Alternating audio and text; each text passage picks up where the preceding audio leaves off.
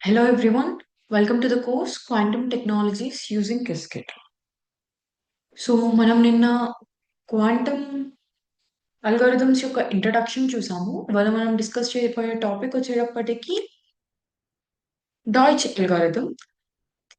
దీనిని 1985లో David Deutsche అనే ఆయన ప్రపోజ్ చేశారు.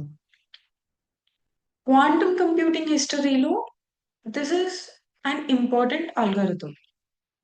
ఎందుకంటే క్వాంటమ్ కంప్యూటర్ క్లాసికల్ కంప్యూటర్ కన్నా బెటర్‌గా పెర్ఫార్మ్ చేయగలదు అని ఫస్ట్ టైమ్ ప్రూవ్ చేసిన అల్గారిథం ఇదే. ఇక్కడ డేవిడ్ డాష్ ఏదైతే ప్రాబ్లమ్ సాల్వ్ చేశారో that is a simple one. కానీ ఈ అల్గారిథం ఇంట్రొడ్యూస్ చేసిన కాన్సెప్ట్స్ మాత్రం క్వాంటమ్ కంప్యూటింగ్ మొత్తానికి ఫౌండేషన్ లాగా ఉంటాయి. ఈ కాన్సెప్ట్స్ ఏంటి అంటే మీకు ఇవి ఆల్రెడీ తెలిసే ఉండొచ్చు. Those are superposition, interference, and quantum parallelism. And also oracle and quantum advantage. ఈ కాన్సెప్ట్స్ ని మనం అర్థం చేసుకుంటే తర్వాత ఏవైతే algorithms like Deutsche యోషి algorithm, Simmons algorithm, growers algorithm and షోర్స్ algorithm ఇవన్నిటిని ఈజీగా అర్థం చేసుకునే ఛాన్స్ ఉంటుంది. డాష్ అల్గారిథంలో ప్రాబ్లమ్ స్టేట్మెంట్ ఏంటి అంటే మనకు ఒక ఫంక్షన్ ఇస్తారు. మనం ఏదైతే ఫంక్షన్ తీసుకుంటామో దాని ఇన్పుట్‌గా 0 ఆర్ 1 మాత్రమే ఇస్తాం. ఆ ఫంక్షన్ కూడా 2 రకాలుగా ఉండొచ్చు. దట్ ఈస్ కాన్స్టెంట్ ఫంక్షన్ లేదు అంటే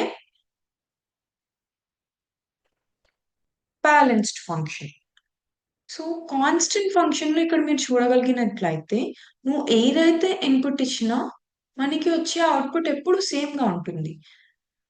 If you can see that here, a constant function always produces the same output. Whereas ఒక బ్యాలెన్స్డ్ ఫంక్షన్‌లో నువ్వు ఏదైతే ఇన్పుట్ ఇచ్చినా there will be different outputs. నువ్వు ఇచ్చిన ఇన్పుట్‌ని బేస్ చేసుకొని there will be an output అన్నమాట.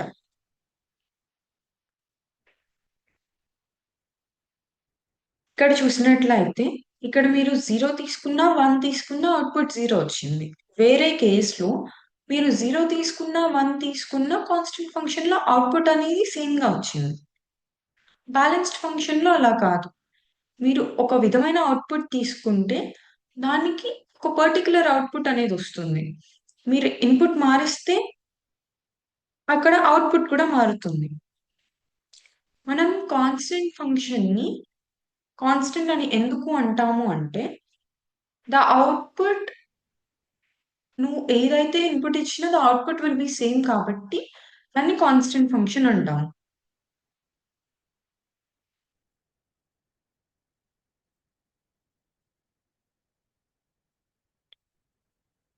ఇప్పుడు మన మెయిన్ క్వెషన్ ఏంటి అంటే మనకున్న టాస్క్ ఏంటి?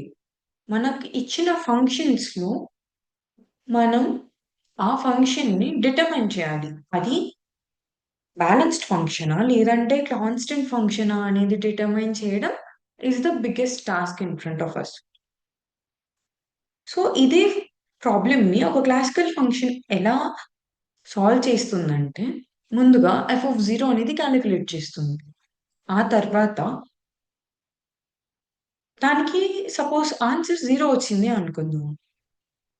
ఇప్పుడు మనం డిసైడ్ చేయాలేమో దానికి సంబంధించిన అవుట్‌పుట్ అదే అని చెప్పి.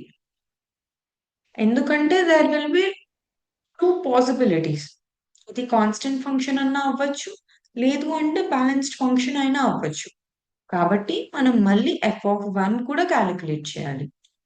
అంటే క్లాసికల్ సొల్యూషన్‌లో మనకి మినిమమ్ 2 క్వెరీస్ అనేవి అవసరం పడతాయి. That means a classical computer needs minimum of 2 evolutions. మనం F of 0 and F of 1 2 calculate చేస్తే మాత్రమే ఆ ఫంక్షన్ అనేది కాన్స్టెంట్ ఫంక్షనా, బ్యాలెన్స్డ్ ఫంక్షనా అనేది చెప్పగలుగుతాం. ఇది మనం క్లాసికల్ సొల్యూషన్ అంటాము. అంటే మన రెగ్యులర్ క్లాసికల్ కంప్యూటర్స్‌లో జరిగే ప్రాసెస్ ఇదన్నమాట. వేరస్ క్వాంటమ్ సొల్యూషన్‌లో ఏమవుతుంది అంటే ఇక్కడే డాష్ అల్గోరిథం అనేది ఈ ప్రాబ్లమ్ ని సాల్వ్ చేయడానికి రెండు క్వెరీస్ ఆర్ రెండు ఎవల్యూషన్స్ ని వాడదు. ఇదే దీనినే మనం క్వాంటమ్ అడ్వాంటేజ్ అంటాము. ఇక్కడ డాష్ అల్గోరిథం అనేది సింగిల్ ఒరాకిల్ ఎవాల్యుయేషన్ అనేది చేస్తుంది. అదేం జరుగుతుంది అంటే అక్కడ ఒక ఇన్పుట్ ని ఒక టైంలో ఎవాల్యుయేట్ చేసే బదులు క్వాంటమ్ సర్క్యూట్ అనేది మల్టిపుల్ పాసిబిలిటీస్ ని ఒకేసారి ఎలో చేస్తుంది. ఎలో చేసి అప్పుడు ఒకేసారి మెజర్ చేసి ఆ ఫంక్షన్ అనేది కాన్స్టెంటా బ్యాలెన్స్డా అనేది చెప్తుంది. కాబట్టి మనకి క్వాంటమ్ సొల్యూషన్‌లో ఎన్ని ఎవల్యూషన్స్ అవసరం పడతాయి? Only 1 evolution. సో, ఇది క్వాంటమ్ కంప్యూటేషనల్ అడ్వాంటేజ్ యొక్క ఫస్ట్ ఎగ్జాంపుల్‌ని రిప్రజెంట్ చేస్తుంది. ఇక్కడ మనకి క్వాంటమ్ అడ్వాంటేజ్ ఏదైతే మనం పొందుతున్నామో దాన్ని క్వాంటమ్ క్వెరీ కాంప్లెక్సిటీ అడ్వాంటేజ్ అని అంటాం.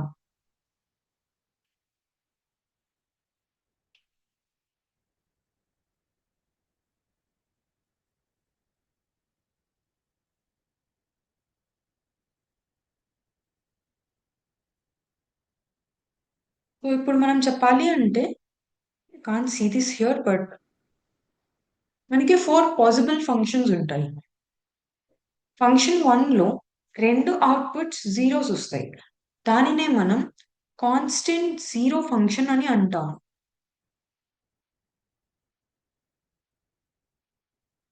ఇక్కడ చూడగలిగితే కాన్స్టెంట్ జీరో ఫంక్షన్‌లో మనకి ఏదైతే ఇన్‌పుట్ తీసుకున్నా మనకి అవుట్‌పుట్ మాత్రం జీరోనే ఇస్తుంది. సో, దాన్ని కాన్స్టెంట్ జీరో ఫంక్షన్ అంటాము.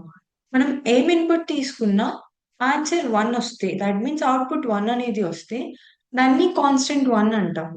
సో, ఇక్కడ మన ఇన్‌పుట్‌తో సంబంధం లేకుండా అవుట్‌పుట్ సేమ్‌గా వచ్చినాయి కాబట్టి వీటిని కాన్స్టెంట్ ఫంక్షన్స్ అని అంటాము. అలా కాకుండా ఐడెంటిటీ ఫంక్షన్‌లో ఎఫ్ ఆఫ్ 0 తీసుకుంటే 0నే వస్తుంది. ఎఫ్ ఆఫ్ 1 తీసుకుంటే అవుట్‌పుట్ అనేది 1 వస్తుంది. కాబట్టి దేర్ ఆర్ 2 కేసెస్. దీన్ని బ్యాలెన్స్డ్ ఫంక్షన్ అంటాము. నాట్‌లో ఎఫ్ ఆఫ్ 0 తీసుకుంటే అవుట్‌పుట్ 1 వస్తుంది. ఎఫ్ ఆఫ్ 1 తీసుకుంటే అవుట్‌పుట్ అనేది 0 వస్తుంది. ఇక్కడ కూడా 2 కేసెస్ ఆఫ్ అవుట్‌పుట్స్ ఉన్నాయి కాబట్టి దీనిని బ్యాలెన్స్డ్ ఫంక్షన్ అని అంటాము. So, four different functions here are constant 0, constant 1, identity, and not.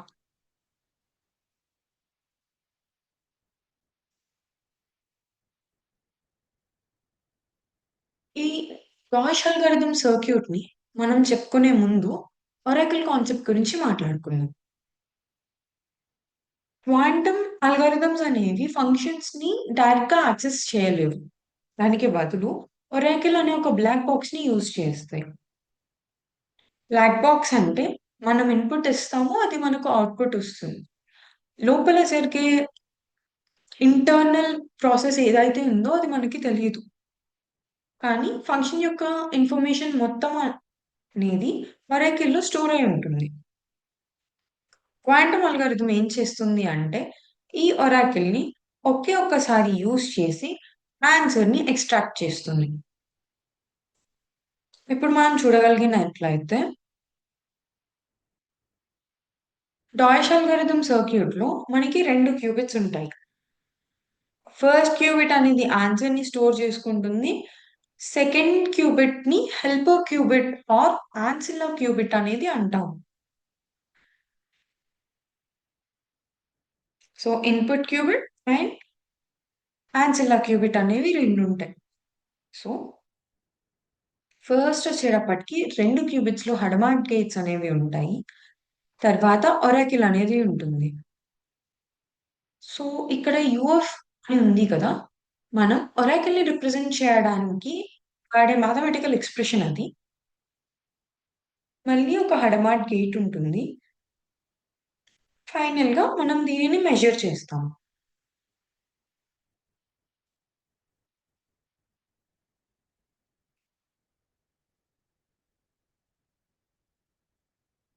ఇప్పుడు మనం step by step circuit analysis అనేది చేస్తే ఈ సర్క్యూట్ అనేది 2 క్యూబిట్స్ తో బిగిన్ అవుతుంది. అంటే ఇన్పుట్ క్యూబిట్, యాన్సిల్లర్ క్యూబిట్ రెండిటికి 0 అనే వాల్యూ దగ్గర ఉంటాయి.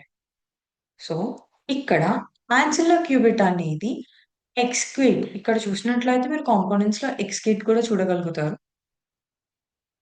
సో, ఈ యాన్సిల్లర్ క్యూబిట్ వాల్యూ అనేది బిట్ ఫ్లిప్ అంటే ఎక్స్ క్యూబ్ ద్వారా యూజ్ చేసి మనం ఈ బిట్ అనేది ఫ్లిప్ చేస్తాము. సో, ఇన్పుట్ క్యూబిట్ యొక్క వాల్యూ 0 అవుతుంది. యాన్సిల్లర్ క్యూబిట్ యొక్క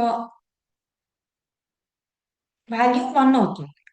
సో, ఫస్ట్ క్యూబిట్ మనకి ఆన్సర్ కోసం రెడీగా ఉంటే, second helper or ancilla qubit అనేది ఒరాకిల్ ఆపరేషన్ కోసం రెడీగా ఉంటుంది. Prepare the ancilla qubit for oracle interaction. So, ఇక్కడ చూసినట్లయితే యాన్సిల్లర్ క్యూబిట్ అనేది ఒరాకిల్‌తో జరిగే ఇంటరాక్షన్ కోసం రెడీగా ఉంటుంది. సెకండ్ వచ్చేటప్పటికి మనం హెడమార్ట్ గేట్స్‌ని అప్లై చేస్తాము. సో, ఈ హెడమార్ట్ గేట్స్ అనేవి 2 క్యూబిట్స్ బోత్ 0 అండ్ 1 క్యూబిట్స్‌కి అప్లై చేయబడతాయి. మనం చూసినట్లయితే బోత్ ఇన్పుట్ క్యూబిట్ మీద ఒక హెడమార్ట్ గేట్ ఉంది. అండ్ యాన్సిలర్ క్యూబిట్ మీద ఒక హెడమార్ట్ గేట్ ఉంది. మనం జనరల్‌గా హెడమార్ట్ గేట్స్‌ని ఎందుకు యూజ్ చేస్తాము అంటే, సూపర్‌పొజిషన్ అనేది ఇంట్రొడ్యూస్ చేయడానికి, క్వాంటమ్ పారలెలిజం ఎనేబుల్ చేయడానికి and at the same time oracle ఎవల్యూషన్‌కి ఒక సర్క్యూట్‌ని రెడీ చేయడానికి మూడిటికి వాడొచ్చు. సో, ఈ స్టేజ్ మనం వన్స్ సూపర్‌పొజిషన్‌ని ఇంట్రొడ్యూస్ చేసిన తర్వాత, క్వాంటమ్ కంప్యూటర్ అనేది మల్టిపుల్ పాసిబిలిటీస్‌ని ఒకేసారి ప్రాసెస్ చేయడానికి రెడీగా ఉంటుంది. సో, జనరల్‌గా మనం వాడే క్లాసికల్ కంప్యూటర్స్‌కి, క్వాంటమ్ కంప్యూటర్స్‌కి one of the key difference అనేది ఇది.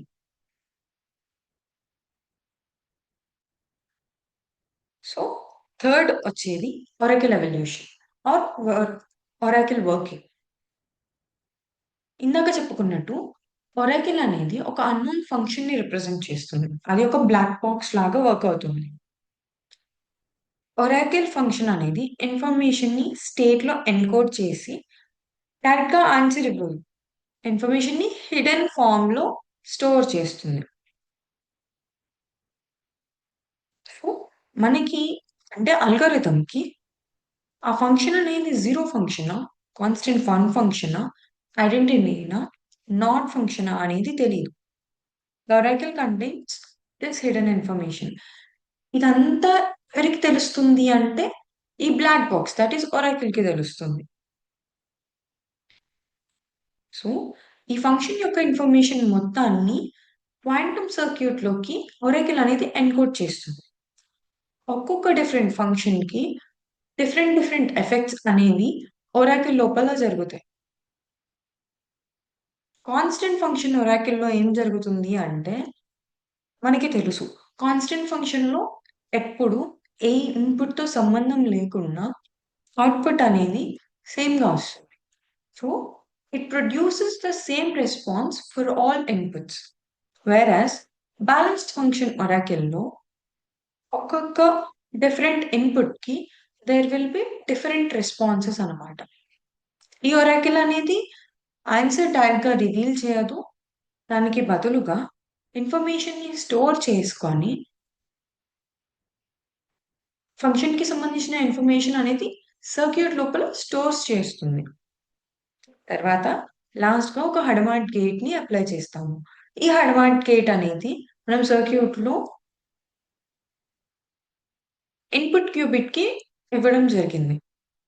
ఇది ఎందుకు అంటే, ఇప్పుడు ఇన్ఫర్మేషన్ అనేది హిడెన్‌గా ఉంది ఒరాకిల్ ద్వారా. దానిని మనం మెజరబుల్ ఇన్ఫర్మేషన్‌గా మార్చడానికి ఈ హడమార్ట్ గేట్ అనేది ఉపయోగపడుతుంది. ఇది కాంప్యూటేషనల్ పార్ట్స్‌కి ఇంటర్ఫియరెన్స్ అనేది గూడా ఇంక్రీజ్ చేస్తుంది. అంటే క్రియేట్ చేస్తుంది. Allow the circuit to distinguish between constant and balanced functions. మనకిచ్చిన ఫంక్షన్ కాన్స్టెంట్ ఫంక్షనా? లేకపోతే బ్యాలెన్స్డ్ ఫంక్షనా? అనేది డిటర్మిన్ చేస్తుంది.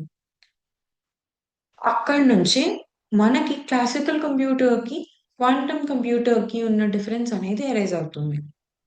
అక్కడే క్వాంటమ్ అడ్వాంటేజ్ అనేది మనకి అనిపిస్తుంది. సో, ఈ సర్క్యూట్ అనేది ఇంటర్ఫియరెన్స్‌ని యూజ్ చేసుకొని కరెక్ట్ ఆన్సర్ యొక్క ప్రాబబిలిటీని యాంప్లిఫై చేస్తాయి.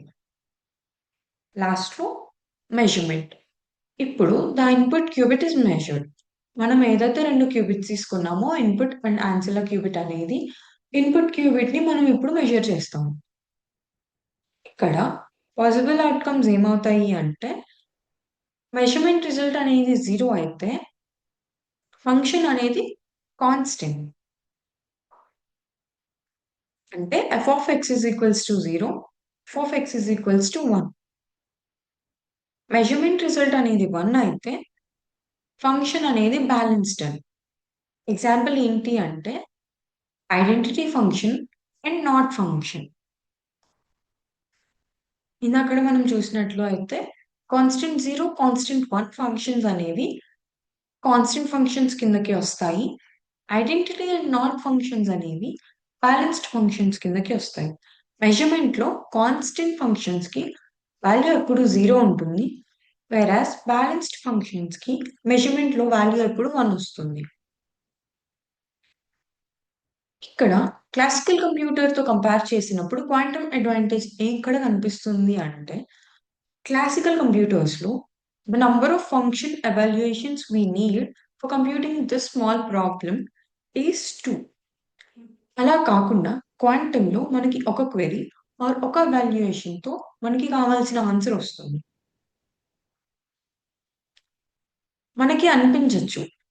ఏంటి ఈ ఒక్క ఎవాల్యుయేషన్ తగ్గడం కోసమా మనం క్వాంటమ్ కంప్యూటర్ గురించి ఇంత చెప్పుకుంటున్నాము అని. కాకపోతే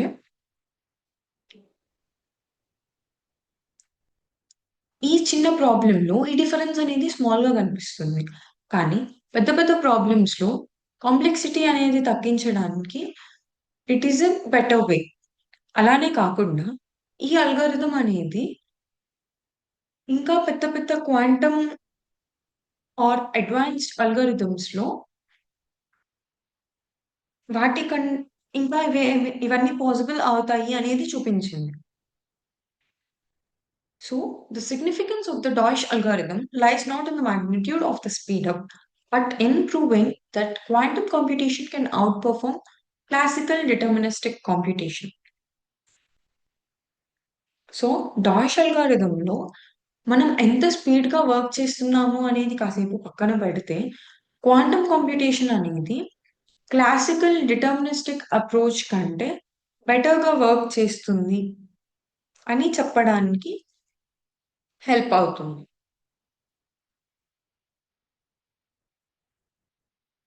సో, ఇక్కడ ఉన్న ప్రోగ్రామ్ అనేది బ్యాలెన్స్ స్టేట్‌ని రిప్రజెంట్ చేయడానికి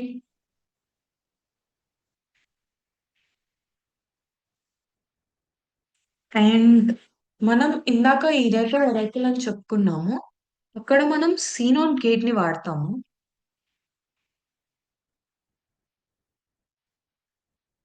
if we execute this program మనకి ఎగ్జిక్యూట్ అయిన తర్వాత if you can see that here మనకి మెజర్‌మెంట్ అనేది బ్యాలెన్స్డ్ ఫంక్షన్‌కి 1 అనేది రావాలి.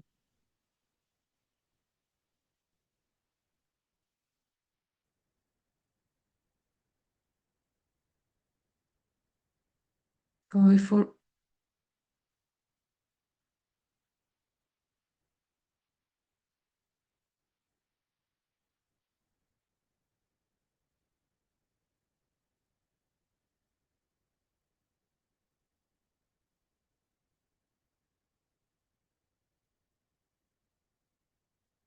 మనం వన్స్ ఈ వెబ్ స్టేట్మెంట్స్ అన్ని రన్ చేద్దాము. And then will get into the program. ఫస్ట్‌గా ఇంపోర్ట్ స్టేట్మెంట్స్ రాసుకుంటాము.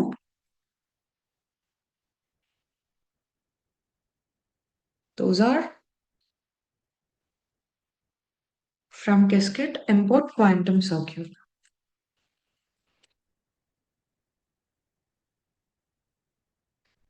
అండ్ సిమ్యులేటర్‌గా ఎయిర్ సిమ్యులేటర్‌ని తీసుకుంటాము. అండ్ దెన్ క్వాంటమ్ సర్క్యూట్ని స్టోర్ చేయడానికి క్యూసీ.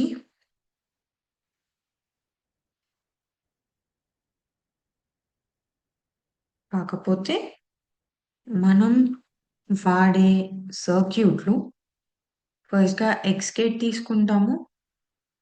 ఎందుకు అని అంటే ఆన్సర్‌లలో బిట్ వాల్యూ చేంజ్ చేయడానికి. అండ్ దెన్ హెచ్‌కేట్ సూపర్ పొజిషన్‌ని ఇంప్లిమెంట్ చేయడానికి. కాకపోతే అది ఓన్లీ 0 మీద పెడతాము. ఎక్స్‌కేట్ అనేది ఆన్సెల్లా మీద పెడతాము.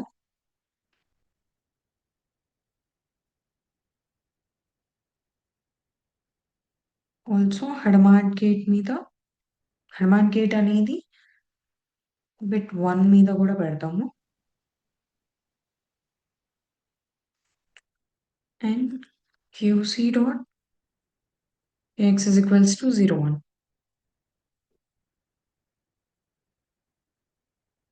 అగైన్ హెడమార్ట్ గేట్ మీద అగైన్ క్యూబిట్ 0 మీద హెడమార్ట్ గేట్.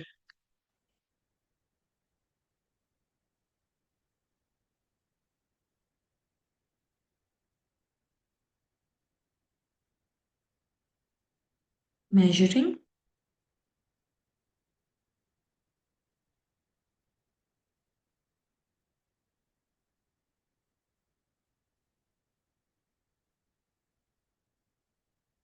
అండ్ షార్ట్స్ అనేవి మనం జస్ట్ 100 వరకు మాత్రమే ఇద్దాము.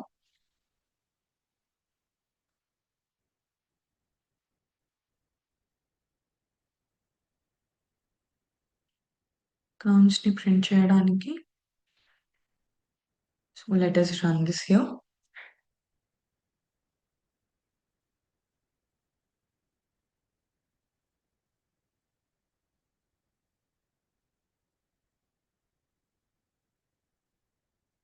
If you can see the output,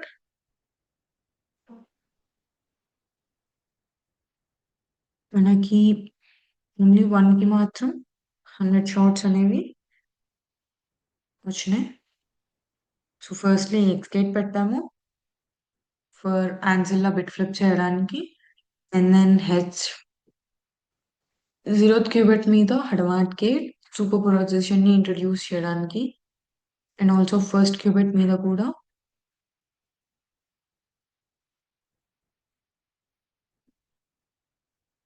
let us wait a minute. Yeah. C NOT gate మీద టార్గెట్ అనేది ఫస్ట్ క్యూబిట్, వేరస్ కంట్రోల్ అనేది 0th క్యూబిట్. హెడమార్ట్ గేట్ మళ్ళీ 0th క్యూబిట్ మీద మెజర్ చేయడం కోసం and also measuring it.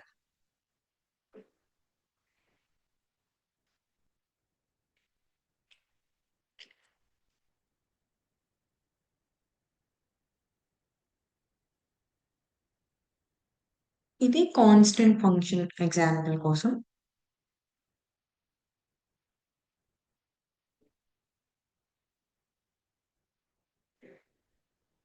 Let us explain this too.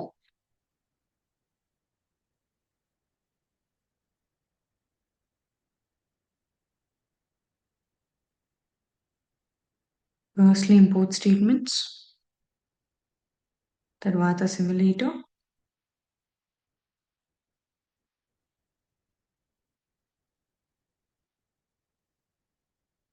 Xgate.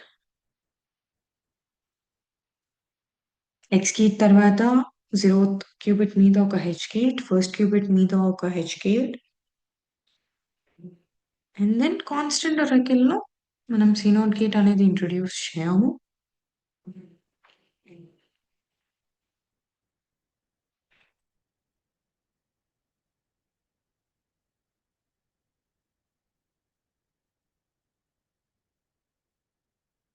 సర్క్యూట్‌ని compile చేయడం, జాబ్‌ని ఇంట్రొడ్యూస్ చేయడం, కౌంట్స్‌ని మెజర్ చేయడం.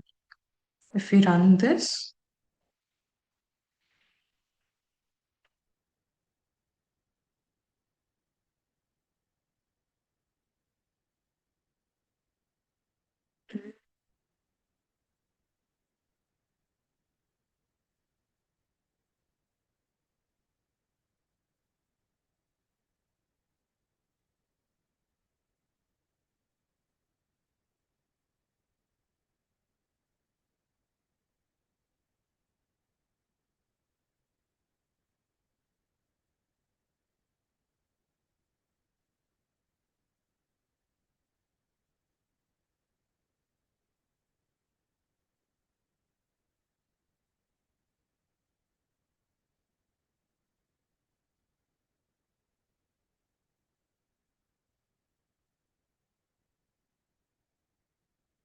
That is it. And Deutsch algorithm లో let us have the conclusion now. Finally conclude చేయడానికి డాష్ అల్గోరిథం అనేది క్వాంటమ్ కంప్యూటింగ్ హిస్టరీలో it is the first successful quantum algorithm. ఇది క్లాసికల్ కంప్యూటర్‌కి 2 ఎవల్యూషన్స్ కావాల్సిన ప్రాబ్లమ్‌ని క్వాంటమ్ కంప్యూటర్ ఒక్క ఎవల్యూషన్‌తో సాల్వ్ చేయగలదని చూపించింది. And also it uses superposition, interference, oracle computation, quantum advantage ఈ అన్ని కాన్సెప్ట్స్‌ని వాడుతుంది అండ్ ఆల్సో ఇంట్రొడ్యూస్ చేసింది. అందుకని since it is an successful algorithm, Deutsch అల్గోరిథంని మోడర్న్ క్వాంటమ్ అల్గోరిథమ్స్‌కి ఫౌండేషన్‌గా కన్సిడర్ చేస్తారు. Well, thank you and have a nice day.